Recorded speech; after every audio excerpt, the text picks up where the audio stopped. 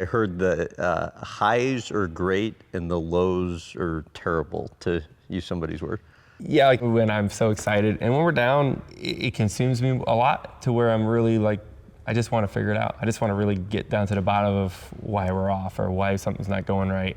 Just because I want to be the best, right? I mean, that's it, right? Like, there's no sense of racing if you can't win. Like, I'm not in this for fun anymore. Like, I like doing what I'm doing, but I'm doing it to win.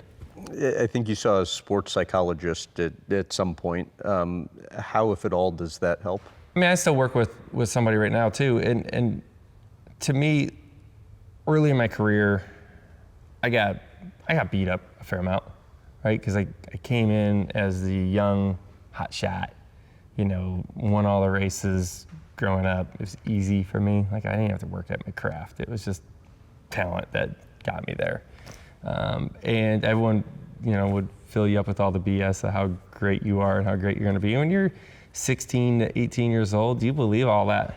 You just do. I must be pretty damn good. And then I got to the cup level when I was 18, 19, and realized that like all the guys that were really good growing up are in this level now, and I suck. Because now I have to go to work. And so I had to learn to lose was a real big piece of my career, I think, is this learning how to accept the loss and really dissect what went wrong and really try to figure out what you don't know, right? Although, what was your saying about a good loser?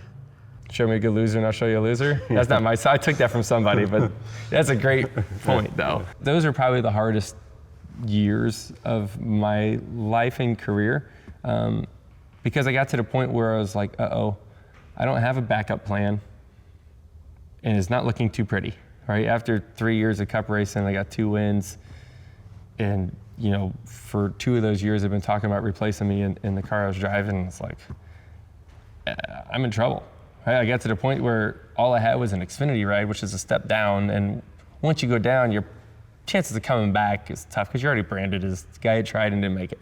So it kind of got put in a spot to where, yeah, I was not that confident in myself, nor should I be.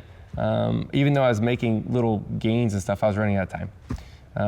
And even to this day, like those things that I learned in those moments about myself and how I needed to prepare and how I'm really not that good, like those things is what drives me today, knowing what I need to do to prepare for races and win. So I cherish those moments now more than anything. I feel like it's a successful person type thing. It's like this mental dysmorphia, and you just feel just not good enough, and it makes him just try harder in everything that he does, and makes him better, I guess, than most people, to me. What about now?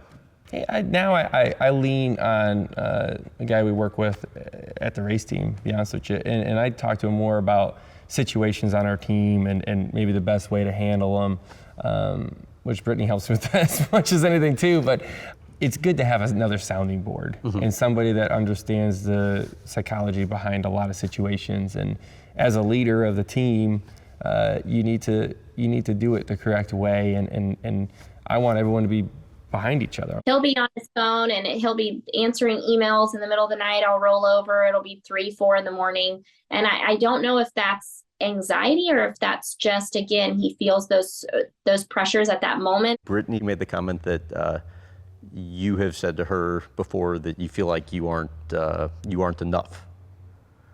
Yeah. No, I always feel like that. And that means what? This is becoming a therapy session. I was going to say, now it's becoming a therapy session. What do you mean by it? You want me to lay down here for a second?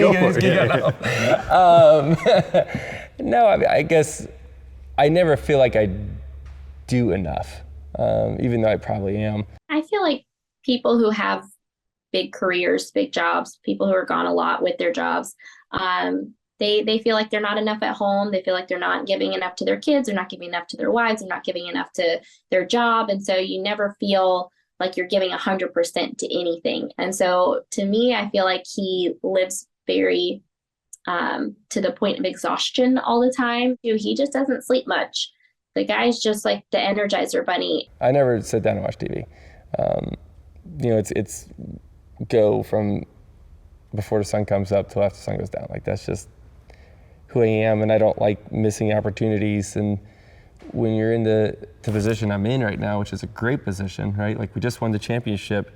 You want to take advantage of every opportunity that comes your way, because this is like a great spot to be in, right? God's given me this great platform. You want to, hit it from the foundation side and charitably, like, this is the year, let's hit it hard. Like, I got the biggest platform I can get, right? Top of my sport, let's nail that. My kids are at a very moldable age. Like, don't forget about them. I got to race. We got to back up this championship. This slump that people say you get into after you win a championship. My mission this year is to prove everybody wrong that that's not happened to our team. I prioritize racing in my family, always number one, and then all the other things I feel like I honestly do a half-ass job at. But I always keep racing in my family prioritized, because that's what leads the ship. That's what gets us going. That's our fuel.